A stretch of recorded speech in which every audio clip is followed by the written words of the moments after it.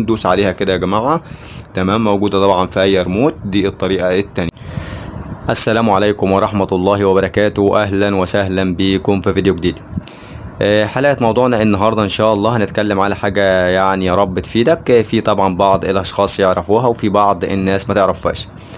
تمام. طيب موضوعنا النهاردة ان شاء الله لو حابب تمسح مجموعة قنوات على بعض، يعني تمسح قمر كامل، هتمسح كل قنواته. تمام، يعني لو حابب تمسح قنوات اي قمر موجود عندك بدون ما تمسح اسم القمر ويفضل قاعد عندك في قائمة الاقمار. تمام.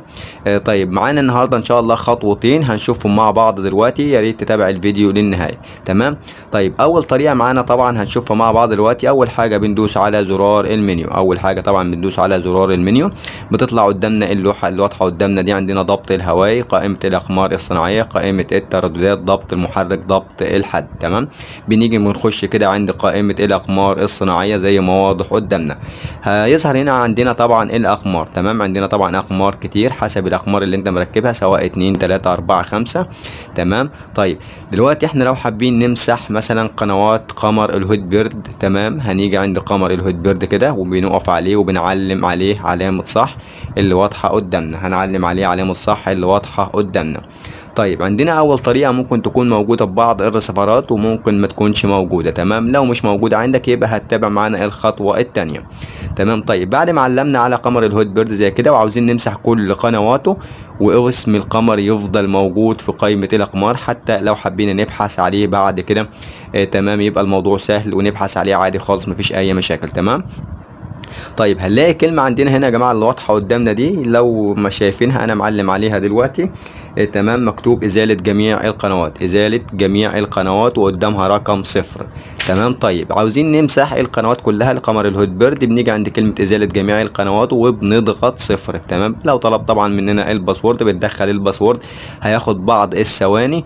تمام. وهنلاقي كل قنوات قمر الهوت بيرد أو أي قمر تاني أنت علمت عليه اتمسحت. تمام. طيب دي عندنا الطريقة الأولى. تمام. طيب احنا دلوقتي لو حبينا نبحث على قمر أو 2 أو 3، قصدي نمسح 3 4 أقمار، هنمسح كل قنواتهم. تمام. هنعلم عليهم علامات كده زي ما واضح قدامنا. تمام، اللي احنا شايفينهم دلوقتي. تمام، يعني لو حابين نمسح 3 أقمار هنمسح كل قنواتهم. تمام، وأسامي الأقمار هتفضل موجودة. نفس الفكرة هي لقمر واحد، نفس الفكرة هي لقمر واحد. تمام. هندوس برضو على إزالة جميع القنوات وبنضغط رقم 0، هنلاقي كل قنوات الأقمار اللي احنا علمنا عليها اتمسحت نهائيا من على الرسيفر، والأقمار هتفضل موجودة. دي أول طريقة معانا. نشوف مع بعض دلوقتي الطريقة التانية لو مش موجودة عندك الطريقة الأولى. نشوف مع بعض زي ما قلنا الطريقة التانية. بنخش برضو على المنيو وبعد كده بنيجي عند كلمة قناة، بنوصل لكلمة قناة كده وبنضغط اوكي. تمام. بعد كده بنخش عند كلمة إدارة القنوات اللي واضحة قدامنا، بتظهر معانا القنوات للقمر اللي احنا طبعا واقفين عليه. تمام. طيب احنا دلوقتي واقفين على قمر النيل سات، واقفين على قمر النيل سات. طيب احنا عاوزين نمسح مثلا كل قنوات قمر النيل سات مرة واحدة، بدل ما نقعد طبعا نعلم قناة قناة ونوجع في دماغنا والكلام ده كله، لا احنا هنعلمهم دفعة واحدة. تمام. هنبص هنا كده يا جماعة على الكلمة اللي انا معلم عليها، طبعا كلمة انفو وجنبها كلمة سيلكت اول. تمام، كلمة انفو وجنبها كلمة سيلكت اول. تمام. هندوس عليها كده يا جماعة. تمام، موجودة طبعا في اي ريموت. دي الطريقة التانية. تمام، بندوس كده. اول ما بندوس يا جماعة بنلاقي كل القنوات اتعلم عليها علامات صح، كل القنوات اتعلم عليها علامات صح.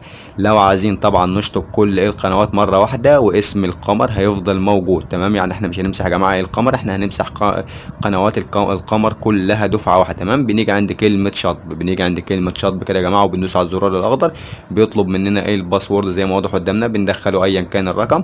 هنا بيقول لنا حذف القنوات المختارة، بنيجي عند كلمة نعم وبندوس اوكي. تمام. طبعا هنلاقي كل القنوات دلوقتي اتحذفت وطلعت لنا بعد كده قنوات الراديو، طلعت لنا قنوات الراديو. نفس القصة برضو، هنيجي هندوس على كلمة انفو او سيلكت اول، هي الكلمة. تمام اهو، بنعلم على كل قنوات الراديو وبعد كده بندوس على الزرار الاخضر شطب. هنا بنيجي عند كلمة حذف القنوات المختارة وبندوس نعم، هنلاقي قمر النيل سات كل قنواته اتحذفت، الراديو والتلفزيون. تمام. طيب هنطلع لبره كده يا جماعة نشوف اسم القمر قاعد ولا القمر برضو اتمسح معانا. تمام، عشان لو حبينا نبحث عليه بنخش على كلمة التركيب، وبعد كده بنخش عند كلمة قائمة الأقمار الصناعية. تمام، عندنا يا جماعة لو ملاحظين معانا قمر النيل سات قاعد معانا اهو، ما اتمسحش، مسحنا بس القنوات أو قنوات الراديو والتلفزيون مع بعض. ولو حابين نبحث عليه هنقف على القمر زي ما واضح قدامنا، وبعد ما علمنا عليه طبعا بنيجي عند كلمة بحث باللون الأزرق وبندوس، هنلاقي القائمة دي طلعت معانا. كل حاجة تفضل زي ما هي طبعا، وبنيجي عند كلمة بحث الشبكة بنخليها فتح وبنضغط اوكي. هنلاقي القنوات للقمر بتنزل من جديد زي ما هنشوف دلوقتي قدامنا.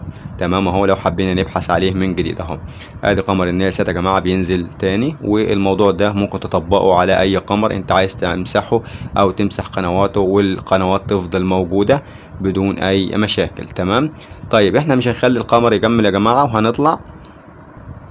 ولو حبينا طبعا نمسح اي قمر تاني يا جماعه او اي قنوات اي قمر تاني معانا، بنخش برضو عند كلمه قناه زي ما واضح قدامنا، وبنيجي عند كلمه اداره القنوات. تمام، هنا القنوات يا جماعه اهو، قمر النيل سات تاني احنا رجعناه تاني عادي، بحثنا عليه. تمام، طيب هندوس يا جماعه على كلمه سات، هندوس على كلمه سات. اول ما بندوس طبعا على كلمه سات يا جماعه بنلاقي مثلا ايه الاقمار اللي احنا مركبينها، بنعلم على القمر اللي احنا عايزينه من قائمه الاقمار. اي قمر انت موجود عندك سواء قاموس اوروبي اي قمر. تمام، بندوس عليه اوكي، هتظهر معاك قنواته هنا زي ما احنا شايفين كده قدامنا. بتيجي عند كلمة انفو او سيلكت اول طبعا وبتدوس عليها، هتلاقي كل القنوات اتعلم عليها علامات. تمام اهو، دفعة مرة واحدة زي ما احنا شايفين، وبعد كده بندوس على كلمة شطب باللون الاخضر، هنلاقي كل قنوات اتمسحت والقمر قاعد في قائمة القنوات من القمر من جوه. تمام، ده كان شرحنا النهارده يا جماعة، يا رب يكون الموضوع فاتكم، وبكده نكون خلصنا الشرح بتاعنا، والسلام عليكم ورحمة الله وبركاته.